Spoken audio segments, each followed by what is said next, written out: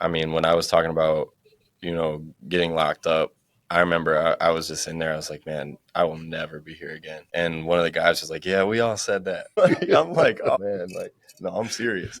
But then I went back and I was like, oh my God, he was right. And, you know, I just learned like, you always want to find a loophole. You always want to find, a way around um, being able to do what you want and live life how you want when you're young. You know how it is. And you just learn like, look, the way to do it is to buckle down and to work hard, keep yourself busy. And that's when it all clicked. Like, you know, unfortunately, it took being on probation or whatever to teach me this, but it was just like, dang, I'm in a real routine right now of going to work.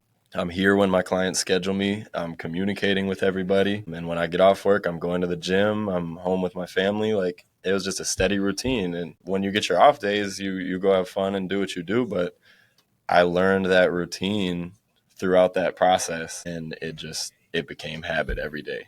I work very hard. Like, I'm obsessed with what I do. But like, once I learned that and realized that it was working, it stuck. Shit, I'm about to go wait in this place when you dropping the bass in. The beat inside the streets of awaken. I'm making to break my foot off of somebody's ass. I'm waiting for someone to say my name so I can annihilate them. Okay, then everyone was screaming the rape when I was kicking at the gate till it caved in. Belly scraping by, but now I'm paid. Look at the paper I breaked and I'm caking like Jay-Z and Drake. And I hate when people say that I ain't killing shit. The game is my playpen. I punch you in the face and end up breaking your break bands. I'm far from Hollywood. I'm posted up with the days in. Even though the industry say I'm the latest sensation. Drop the stuff at the board show. Becoming complacent. Mama saw me on TV with just a bum in the basement. You a Captain Saber, who you just tucking the cake in. Today, I'm grateful for God, grateful for family, grateful for life, grateful for everything that I have. Really grateful for my fighters. They were able to find their mental edge this weekend, so that was fun. And I'm here with RJ the Barber. How are you, sir? Good. Thanks for having me, man. No problem. What are you grateful for, sir? Hi. I'm grateful for everything. I just spent the weekend, just me and my son, and we had an awesome weekend. I'm grateful for the weather warming up. Business has been well. Family's been well, and I'm grateful to be here. Oh, that's what's up. So let's just jump right into it. What inspired you to be a barber? Man, I was in college, just because that's what your family tells you you're supposed to do. You feel like that's where you're supposed to be. And I just lined my guy up one day with a beard trimmer, and it came out clean. And I'm like, you know what? I'm gonna go to Walmart and get a little clipper trimmer set. And then I get that and start cutting people in the dorms. I was messing people up, but like, it just started to grow more and more. I was playing basketball, cutting people in locker rooms, dorms, like I said, and then eventually got to work at a shop out there, which was like, it was huge for me. I was like, I'm in the door, like, this is what I've been wanting to do. I grew up going to Atwood. Thank you. I grew up going to Atwood, and I loved being in there. It was a walk-in barbershop, but I didn't care if it was a 10-minute wait or a 2-hour wait. I was just hanging out. And so I already knew I liked the environment. But then once I saw, like, how you get to be creative, you can turn it into anything you want. There's a million routes in the business I'm in. I just fell in love with it. I dropped out within a month of cutting in a shop and just ran with it. So you were able to find your passion pretty early on, and that's a lot of people don't get to do that. What was it scary to sort of just say, college, going to normal college, going to a regular college isn't for me. Let me switch things up. Was that nerve-wracking? Yes and no. One thing that made it hard was like, and I don't say this to like bash anybody, but all my family was like, please go back to school. Like you got to finish out college, get your degree, and then go try new things. At that point, I was already, I was making decent money. I was getting more clientele. And I was like, just trust, like, this is it. And it wasn't like I knew I found my passion, but I could just see the growth, and I was building on me. I wasn't clocking in somewhere anymore. I wasn't like scheduled. I look at my schedule, I got certain hours. It was just, I could see the growth of myself. So it wasn't really as scary as much as it was just like a hustle. Like, I'm just gonna keep building this. Man, it's anybody that takes a chance and bets on themselves. They have either friends, family. it's very rare that everybody's like, yeah, go ahead and do that. And I think, and I include Corey and I on this one, because entrepreneurs, building something of your own is like scary. It's scary and it's nerve wracking. And then it's easy to fall back and say, yeah, I'm going to have this backup plan. But it's almost like you waste time if you do the backup route. Yeah. You waste time not building up your own business, building up your own stuff. And that takes a different level of confidence and mental fortitude to be able to jump out there on your own. So kudos on that one. Appreciate it. Now, when I met you, you were working in a barbershop, and I seen you lining people up, and I seen you lining people up that I know. And I was like, oh man, he's killing it. What made you step out and just say, okay, I'm just going to open up my own shop? Because it's one thing to get your own chair, right? It's one thing to have your chair. It's one thing to be a barber, build your clientele. And that has its own responsibilities. But building your own, having your own barbershop, that's a whole different level of responsibilities. Here you go. I don't normally do this, by the way. Yeah, man. It was so like, for me, it was no backup route. Like I never even thought about a backup plan. Mm-hmm. You got to be 2 feet in and go all out with something. And where the barbershop that I was in, I got an apprenticeship and I got a scholarship that covered all my schooling from Jake. And he's really been like my mentor the last 5 years, 6 years that I've been here in Madison. And not even like direct mentoring, just watching the steps that he's taken and the way that he provides for the community and builds the community, like really motivates me. And I strive to like try to follow those steps every way I can. And then, you know, when I was over there, like my clientele just kept growing and growing till it was like, oh, dang, I can't book you the next day. And then I can't book you the next week. I can't book you for 2 months. And I'm like, man, like this is turning into something. So then I started thinking like, you know, as a barber, we don't, or as any entrepreneur, you know, we don't get a retirement plan. So it's on you to build it. And, you know, there's a lot of ways to do that, like I said, but a barbershop was mine. And hopefully to grow into more in the future. It really like, you can go, what's the saying? Like you can go fast by yourself, but to go far, you need a team. Yeah. And the team that I built is like, they are amazing. Like these guys, I can tell they all strive to, they have similar goals as I do. And they're all striving to be amazing barbers like me. Hopefully they all open their own shops too and pursue whatever route they want to pursue, you know? And it's just been, the growth is crazy. You know, you see that scary side that you're talking about when there's a day where there's no walk-ins. So that's one of the reasons that, well, here, let me say this first. Most people don't bounce around barber to barber. Right. When, for me, seeing Ant go over there, Ant go with you, I was like, yo, AP's with him? I'm like, okay, everyone's saying good things. Let me check this out now, because that let me know that, okay, you were building something different. And I love seeing the barbershop, first off, is clean. Like it's super dope. I've sat in your chair and we've talked about this before. Like the lights, the whole vibe, the way it looks is like you come in and you instantly like, man, I want to chill for a minute. Like I don't want out of here. Like this is fun. And so you open up your own shop. You get a crew, you build a crew, and you have a team of people that, as you stated, hopefully are as hungry as you. Yes. What are some of the challenges that you're seeing right now owning your own shop, or maybe not even challenges, just some beautiful lessons that you get to learn running your own shop? A lot of it is your attitude on things. Like if you have a positive outlook on what you're doing, it makes the obstacles so much easier. It's really just a new goal to reach those things, because like a major goal of mine is a lot of the opportunities that I've had and routes that I've taken in this industry, as far as sponsorships and working with different companies and deals, traveling to shows. Like I love to lay those out for my guys and show them exactly how I did it and make it easier for them to do it if that's what they want. But that's not everybody's goal. You know, some people just love to be behind the chair, and some people want to create a product or create a there's so many different ways. So I guess a Mm-hmm. big goal of mine is to figure out what each person's goal is and then help with that. I'm still going to lay out the path of the way that I do things and what I do.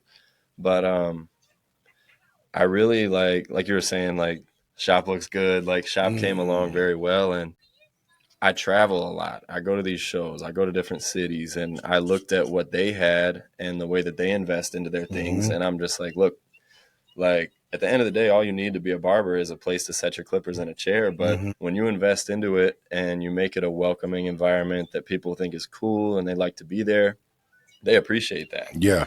And people notice, and it all pays off. So having a space like that is going to make it a lot easier for each one of those guys to thrive. And hey, if their goal is to do the same thing and to open up another one, great. That's power to them, and I'll be right there for every step of it. Yeah. The one thing, I don't know if this is something that this is awesome. He's into everything.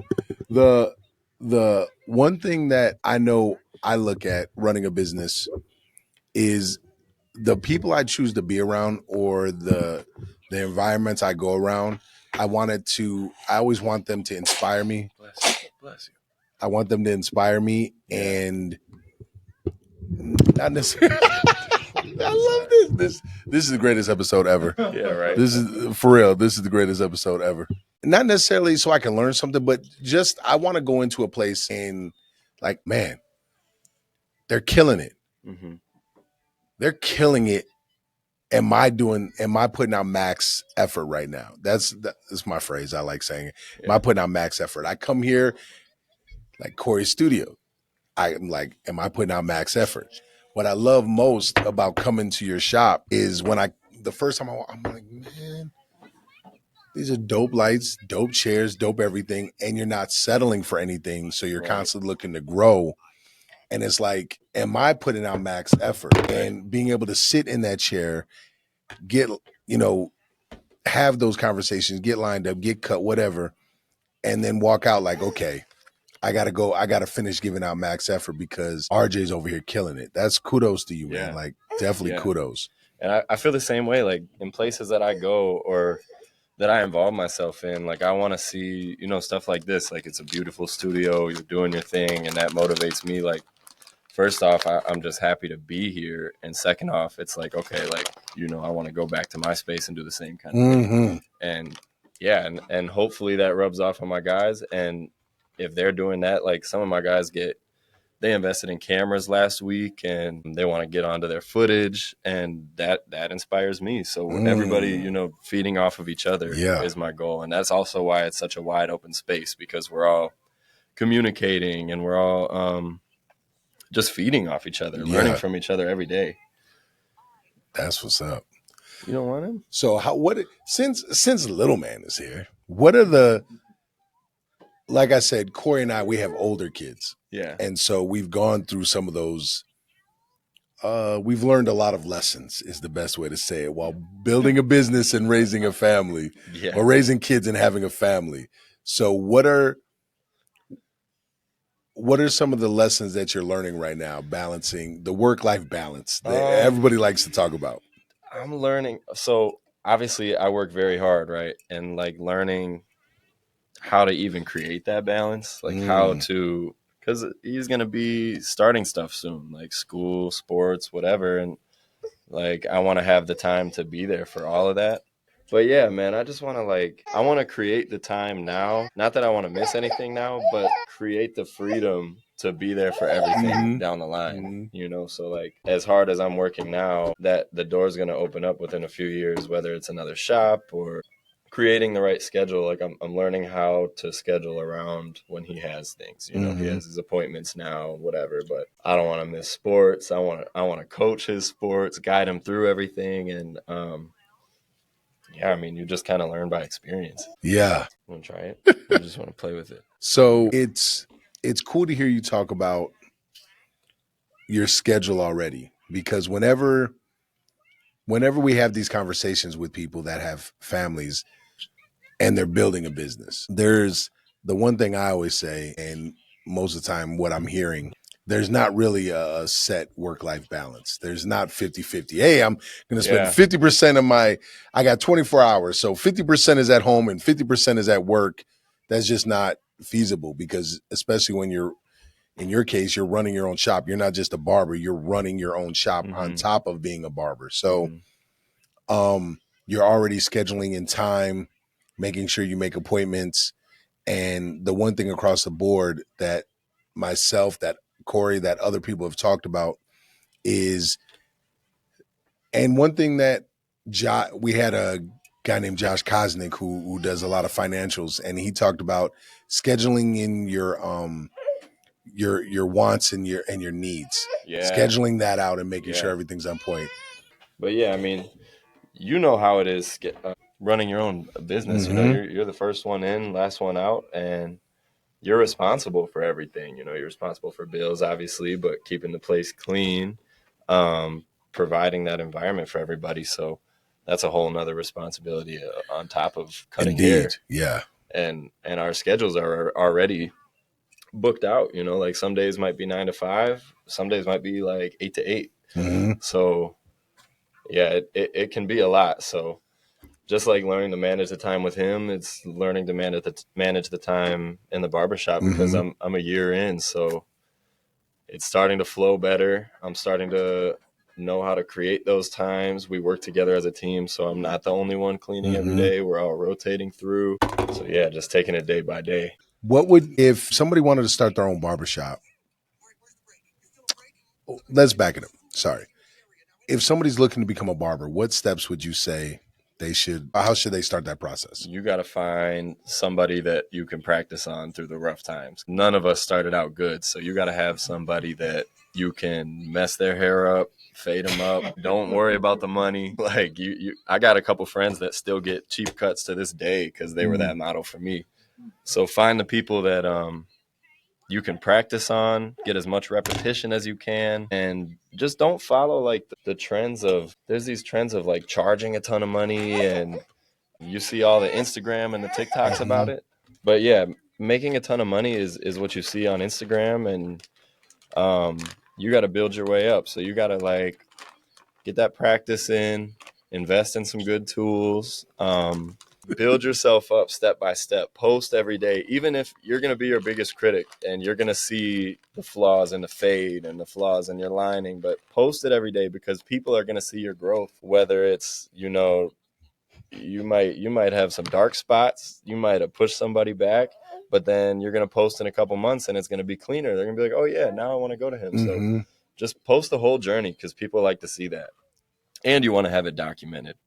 And then, you know, investing in education. We're creating a course here in Madison. My guy Matt, that owns Regent Cuts in Capital City, we're putting it into the works to do a course called Iron Sharpens Iron, where we're all going to be educating each other within the barbers. Whatever each barber thrives at is going to teach a course on that until we're all comfortable educating each other, and then expand out to the public. And we'll be going to beauty schools the way I do, and going to high schools and wherever places may inspire somebody to take that route. Man, that sounds. Hey Corey, you remember us talking about how there's the tutorial stuff? So that sounds like what essentially you're creating. We were having this conversation because there's not a lot of. It blew me away that there's not a lot of tutorial videos for basketball. Like coaches aren't putting out, look, this is the system I run. This is how I do it. This is why I do it. Where in fighting, all of us are doing this. Yep. We're like, fighters are giving out all their tips and giving out tutorial videos of how to break it down, how to do it, and charging for it. Coaches are doing that. It's like, this is something that we all do because you can know what we do. It doesn't really, can you stop it? Yeah. Can you counter this? Can you do this? So you're going to be sharing that. First off, that's got to take a lot of courage, sharing knowledge with each other like that, just helping each other out. For sure. And that's why we would start within each other, you know, to get everybody comfortable. I mean, I've taught anywhere from my old high school, which was really cool, but to big stages in front of a ton of people. So I've grown the confidence, but to grow that within my guys, it may inspire somebody, it may not. Yeah. And then we can run from there. But like The live demonstrations are the best because you can ask questions. We want you to ask questions to keep the conversation flowing. It might remind us of something that we wanted to say to you. And then, yeah, but then another essential step that I missed on becoming a new barber is like those videos on YouTube. Like I learned everything from this dude, 360 Jeezy. And if you got waves, you definitely know who he is. So he's on YouTube, just teaching step by step of any style of haircut, clipper reviews, all kinds of stuff. And so I used to watch that like it was my favorite Netflix show. Like, and I still turn it on today if I'm cleaning the house or whatever. He's been in the game for a long time, so I'm sure there's a ton of room for new people to get on there and start teaching step by step of whatever. If you're looking to do this taper and waves, or if you're looking to do a straight hair fade and a comb over, like whatever that style may be, there's somebody looking to get better at that. So there's room to grow. That's what's up. Yeah. So where do you see yourself, I'll say, in 5 years, career-wise? Man, I hope to be a couple barbershops in. I want to grow where I'm at first. I want to grow here. I have a clipper supply as well. I want to grow my barbershop as well as a clipper supply. I've grown a great relationship within barber schools and beauty schools out here. When there's new barbers coming out of school, I mean, I'm pretty confident that I can give them a good place to start out and grow. So I would grow chairs, get a bigger space for that clipper supply, and then potentially move somewhere warmer. Like, I don't know about in 5 years because he's going to be getting established, getting into school and stuff. But within 5 to 10, I would like to be like Southern Florida and have a shop out there. And that'll be like kind of resetting the clock. Like I'm sure I'll have to work in a shop for a little bit and build my clientele the same way I did here, but then do the same thing, copy and paste. I'm curious. I mean, we'll get to chop it up a lot more in between, but with social media now, I don't know if you would have to go working in a shop. True. Like you might be able to build enough of a fan base. Yeah. And maybe, and I don't know if shops do like guest spots. Like, hey, I'm coming to Florida. Build a rapport, of course, with a barber out there, and like, hey, I'm coming out there. Do you have a chair open just for a weekend? I'm gonna come kick it for a weekend. Yep. I would love to just jump in here. That's a big thing with barbers, tattoo artists, like to go experience another area, or maybe you got a client out there that you want to service and you don't want to do a house call, whatever. But yeah, that is a big goal, growing my social media. Like I never would have thought that. I mean, I'm not too far, but I'm at like 12,500 followers right now. And I never would have thought that it would grow to this. Like, it's really just the events that I go to, the networking. Collaboration is huge. Like, I've collaborated with different influencers, Drew Walls from here in Madison. Like, he's grown my page hugely. I've cut athletes from current, like college athletes, NFL, NBA, Super Bowl winning athletes. And just the collaboration has been huge. Like, I'm doing this voting for this award right now. And I've had those same guys repost it with the link to vote, which is like, it's crazy. Big. Like, I remember playing high school football and, watching the Packers or whatever. And I'm seeing, his name's Jared Abbrederis, right? I was looking at him. He was a slot receiver. I was like, I want to be like that guy. And that dude just followed me and hit me up about haircuts. I'm like, no way. That's dope. This is crazy. But it's because these guys are posting my link and helping me with the votes, and hopefully going to take this award home because of that. Rookie of the year. That should be big. And it's funny because, like, I'm getting people comparing me to, like, Blake Griffin, the double rookie. Yeah. Yeah. But I got you. Hey, Bear. But, like, the way that it's going is like, I'm obviously not a rookie with the Clippers, but I'm a rookie to this industry and to like the way that you get in with companies and secure deals to travel around the world, educating or whatever you do, selling Clippers. So that's really what the rookie comes from. First off, I've only been licensed as a barber for 1 year, almost exactly. But then second off, like, I'm a rookie to this industry, and you know, all the stuff that I've done so far that I was talking about showing my guys too, that's just a start. Like it can grow so much bigger, you know, and fast too. So that's something that this could secure for me. So you talked about, okay, so you've been, what's the word you said, certified for a year? Yep. So how does that work? What is the process there? So I did an apprenticeship, like I was talking about. I got that scholarship, and that was working at the Edge of Freshness. It's a 2-year program, so I'm hosting my own apprentice now, and it's like you start school, you get your shop hours. I was able to continue working because I already had a clientele, and I didn't want to like go to school full time, so stayed in the shop, kept my regular schedule, but monthly I had to attend like online classes, and I had to go to MATC occasionally for like testing and stuff like that. But it's the easiest way. Like if you don't have a clientele and you're not already cutting hair, school is so quick and easy. It's like 9 months and you knock it out and you're ready to go. But an apprenticeship is the best route for somebody that's already into it. And then once I finished that, you take your state boards. So I take a practical and a written.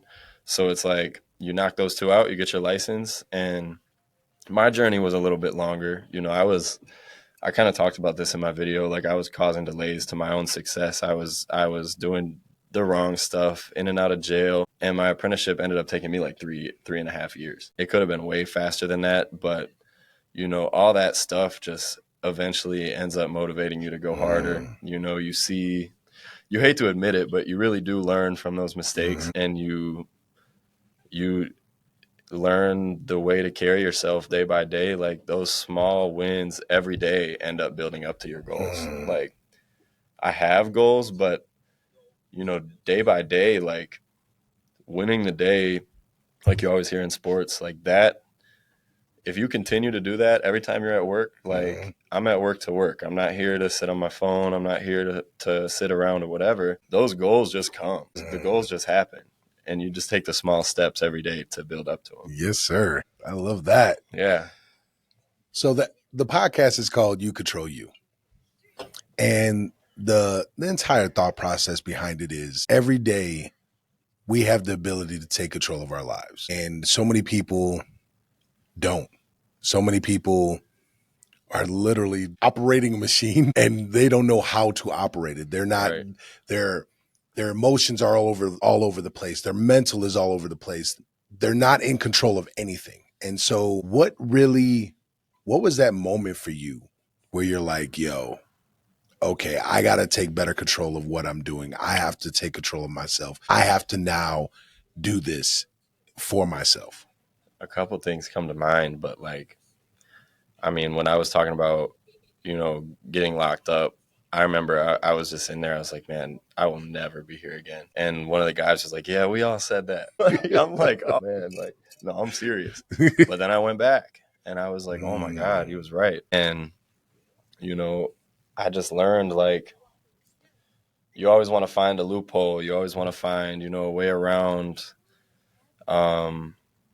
being able to do what you want and live life how you want when you're young. You know how it is. And you just learn like, look, the way to do it is to buckle down and to work hard, keep yourself busy. And that's when it all clicked. Like, you know, unfortunately it took being on probation or whatever to teach me this, but it was just like, dang, I'm in a real routine right now of going to work.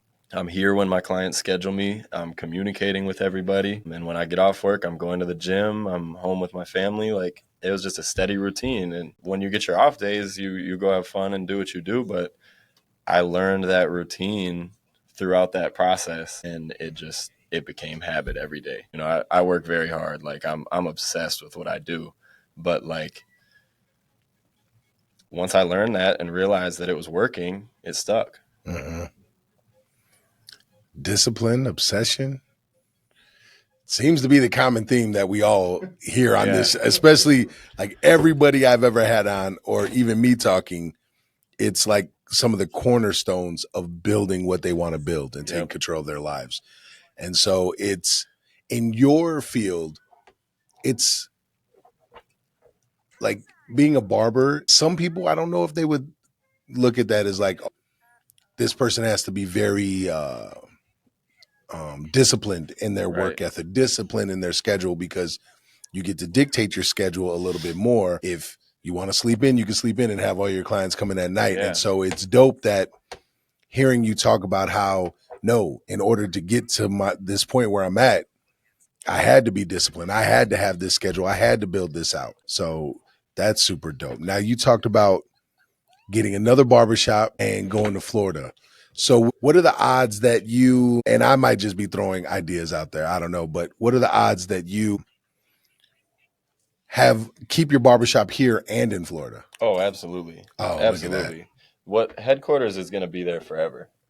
That space is that's the headquarters. You know, Yeah. that space isn't going to go anywhere. I would always be here to an extent, back and forth. Find somebody. I mean, I got some guys that I would trust wholeheartedly with my establishment, but what you looking for, the computer? But yeah, that would only be like adding on, you know, into the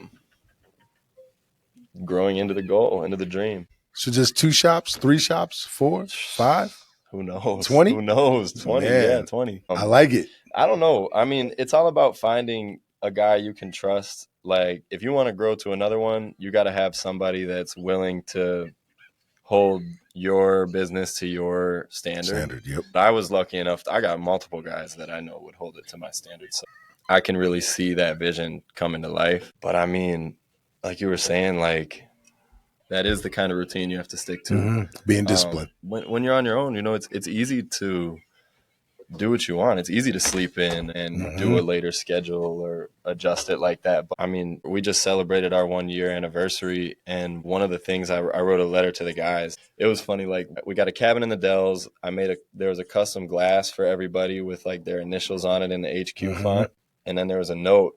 And one of the things that it said was like, let's continue to redefine the word barbering. And like, that's what it is. Like, there's so many barbers that just go about it. They work when they want and they make enough money. And I think that's why, you know, in the past, it was kind of just looked at as like, okay, job, hobby. And I remember in the beginning, people asking me like, so what else do you do? But no, like, we're redefining, like, this is a career and a very successful career at that. So when I started diving into the music business aspect, not as an artist, but actually just on the business side, everybody told me not to do it. Everybody told me there wasn't going to be a way to pay the bills. And I fed off that for so long. It was like I could never not be hungry. It was like that fed me. Like, it was always something to feed off of. And then when I wanted out of music business and it was paying the bills and open it and buy this gym, it came about again. Are you nuts? Why would you do that? And like, you're going to have to get another job. You're going to have to do this. You're going to have to do that. And to make that successful was amazing. Yeah. And when I hear you talk about it, it's some of the dopest things to hear, because it's like, he's got that same hunger. He's like a wild beast right now. And he's like, oh, you guys think this is a hobby? Let me show you. You think I can't do this? Okay, let me show you. And it's not that everybody wants to be safe, right? Everybody, when they first think of things, as he gets older, you're going to be like, are you sure? Are you sure? Like, that's a parent's job, family's job, friend's job. We think safe. I didn't want my son to play football. It was like, let's be safe, and, you know, got to let him do it anyway and let him figure it out. But it's cool to hear that hunger in someone. It's like, oh, I remember that feeling. That's a dope feeling. Like, this young man is hungry and he wants to conquer the world with it. Now, with that, you talked about not having if you had 20 shops, you would have to have 20 people. So when you start getting past the second shop, the third shop, would you let it be a franchise thing, or would everything be more corporately ran? Or you're not even thinking that far? I mean, I don't think I could let it be a franchise, because that's another one of those things that kind of feeds you, like you were just saying. Like, when somebody comes in, like, is this a franchise? You're like, heck, like, no, no franchise. But the way I would see it, because I could never see, like, I know I'll meet some amazing people down the line and find great teams as well as this one, but I don't think I could ever establish the relationships that I have with my guys now, my people now. I have a girl too that does braids and locks and everything. But oh no, she's super dope too. yeah, she works her ass off. I would let them in their own way franchise. You know, like I would let them, if they want to purchase in whichever way the upfront cost and open their own establishment off the name, awesome. You know, but I think that a lot of barbers, they really want their own thing. So like I always say, you know, whichever route they choose to take, I'm there for it. And if they do want to do another headquarters, then yeah, they could like have their own. Like this is Bishop's headquarters. This is David's headquarters. Yeah. You know, man, see now the business side of me is like having a million ideas because the first thing that I thought of is like, okay, headquarters incorporation. And if they want to open up their own shop, they open up their own shop. yeah. But it's still under the headquarters corporation. They just name it a different name. Man. You fund opening up the barbershop. Yeah. And it still falls under all the same guidelines, all the same rules, the same standards are set there. But now it's their own barbershop. Right. And people don't even know it's all under the same corporation. Yeah.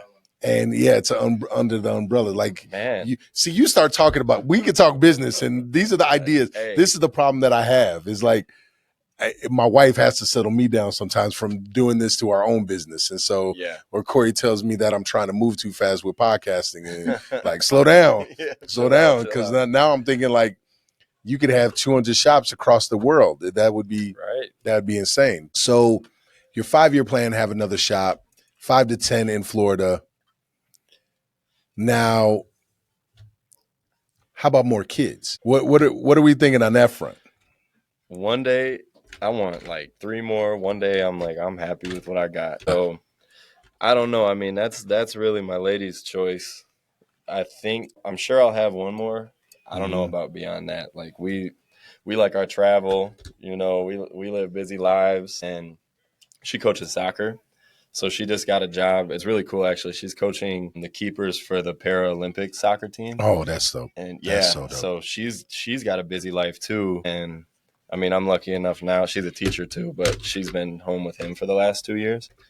So I mean, I could see one more, but I think, I don't know, it might be. Yeah, that might be a stretch. Yeah. It might be a wrap.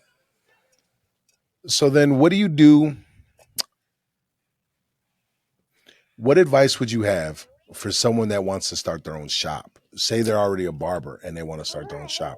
What are some things that you can some pitfalls they can avoid, or some things that they want to look into? You want to, number one, have an overflow of clients on your own. So you got to follow that path of consistency with your people, just working hard, cutting as much as you can, because you got to know that I can provide at least a start of clientele for however many barbers I have. And then, you know, attend some courses on the business of barbering. That's what I'm really big into, just because you learn, like, he says hi. But yeah, you learn the business aspects of it. And there's a lot more to it, you know, like we were talking about. You fall into these other roles that you didn't even know. But also creating a good team. One thing JP told me, I was like, what's one of the biggest things you could tell me? And he was like, you got to stand on your principles. Like, you got to learn what kind of establishment you want to have. And whatever those principles are, you got to stand on that. So find people that, you know, are like-minded and that are going to build your business, because when it comes down to it, what that next person is doing, if they're missing appointments or they're not showing up or canceling, that's going to affect your business. So finding the right people. But yeah, you gotta find the right people and market yourself. I mean, you got to have every aspect of business within yourself, because, you know, you can learn from experience, but jumping into a barbershop is a big experience. So now that there's more education and ways to learn the ins and outs before you do it, you got to do that. Because I was told, I mean, I'm not going to say who, but I was told when I said that I wanted to do this, like, oh yeah, I'll teach you all about it if you let me have a share in your business. And I'm like, excuse me? So, you know, I invested in my own education and talked to people, traveled around, and learned on my own. You know, you can do it. You just got to be ambitious about it. There goes another, what do they call them? Buzzwords? Ambitious, driven, obsessed, disciplined. Like It never changes. It absolutely never changes. And I love hearing you talk about that. Mm-hmm. You know, I'm trying to think how to say this. When you ask me about bringing your son, and even now, the reason why I didn't want to say no is because so often as fathers, we don't get to, the world doesn't get to see this side, right? They see us as conquerors. They see us as taking on the world. And a lot of times they don't get to see this and don't get to see us like, hey, no, we can still do a podcast, you know, and do this. And I know for me, I absolutely adore this. This is fun because I don't have a youngest one anymore. So it's like, Right. this is fun. And the one thing I will say, because I know how people are on social media. I've seen your son push away the phone more than he's actually taken the phone. He doesn't want anything to do with the phone after about 5 minutes. And then it's the other point I want to make is when I try to explain to people about listening to your instincts and breaking away from society, which is what you've done, starting your own business, it's already in us. Yeah. And your son showed that. Yeah. Your son does not want to just sit in your arms. Your son wants to go roam the world and figure it out. Yeah, there we go. It is right Yeah. there. He wants to do his own thing. Oh, his pacifier fell down. Yeah, seriously though. And I mean, I was excited to have him on, but I knew that like it might be a little bit of a struggle. But for us, it's no big deal. Yeah, and like I said, the first solo weekend, you learn a lot when their full attention is on you. Yeah. You really get to know them. So for sure. I mean, it's been a lot of fun. And yeah, I mean, he doesn't get a lot. We limit screen time. He doesn't watch the Miss Rachel and the Bluey and that kind of stuff. But what's that? That's what these kids are into right now, big time. But I don't know nothing about that. Man, these kids love it. Like you turn them on and you can't even get their attention back. Oh, that's not good. Yeah, and you know when you see that, you're like, no, we're turning this off right away. But yeah, trying to chill them out and you know be a part of something like this. It's worth it to me. I'll go home and get my vacuum if I need to. No, man, like this is cool. Like, man, this is what I think more people need to see entrepreneurs if they want to. I understand if they don't want their personal life out, but just showing a different side, especially for dads. And so the one thing as a father, I think Corey and I both will say this, enjoy these moments because it goes. So when they say it goes fast, man, it goes so fast. Yeah, I can see. I remember holding my son and rocking the hip hop songs and like making a video for him. Like I made a video so he could have that because I'm sitting there I'm doing exactly what you're doing. I was trying to work. He wanted to jump in my arms and he wanted to play. So we're okay, fine. We're going to make a video and we're going to have some fun. And you're going to love to look back on. Yes. He still asked me, he was like, Dad, do you still have that hat that I wore when I was a little baby? And I was like, oh man, like, no, I don't think we have it anymore. And so even to the point where, I enjoy the car rides. Now, like Corey coaches him in basketball 2 days a week. So I enjoy those car rides. He's tired. It's like 5 something in the morning and I can start getting hyped and get him hyped and get him going. So it's like those little things that are fun. Dude.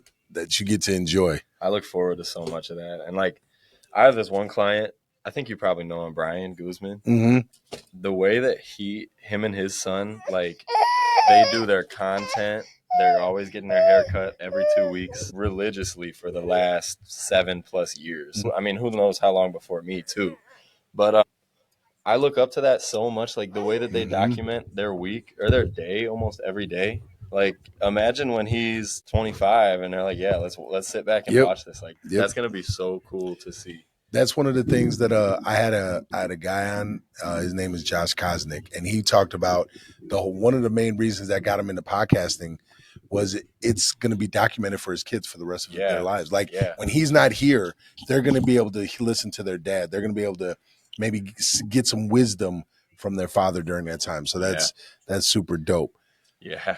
Super dope. So even this will be so cool. Oh man, like you could use this as a material in what 13, 14 years. Like, hey, remember remember that time I brought you to this podcast and you just wanted everywhere. Yeah. No, I ain't want to do that, Dad. What are you talking about? Yeah, Play. Like, there it is. Yeah. So where do you see yourself in your dream world 20 years from now? In my dream world, Yeah. I'm cutting hair a couple days a week, home with him a couple days a week, and traveling to check on the barbershops. That's what's up. Yeah, to really schedule it out like that. What's wrong, baby? Oh, someone looks You're tired. I think on that note, we're gonna drop it on that one so little man can get some sleep and call it a day. Thank you for joining us, man. I appreciate Thank you so much for having me. No problem. Oh, baby. You want to say bye? Can You want to say tell bye? everybody bye? Bye. That's the clip right Oh. there. Bye. Deuces, we out. Give him a kiss. Mwah. Shit, I'm about to go wait in this place when you dropping the bass in the beat inside the streets of awaken. I'm making to break my foot off of somebody's ass. I'm waiting for someone to say my name so I can annihilate them. Okay, then everyone was screaming the rape when I was kicking at the gate till it caved in, belly scraping by. But now I'm paid. Look at the paper I raked and I'm caking like Jay-Z and Drake. And I hate when people say that I ain't killing shit. The game is my playpen. I punch you in the face and end up breaking your break bands. I'm far from Hollywood. I'm posted up at the days in. Even though the industry say I'm the latest sensation. Drop the stuff at the award show. Becoming complacent. Mama saw me on TV with just a bum in the basement. You a Captain Save a hoe. You just be tucking the cake in. I fuck your baby mama in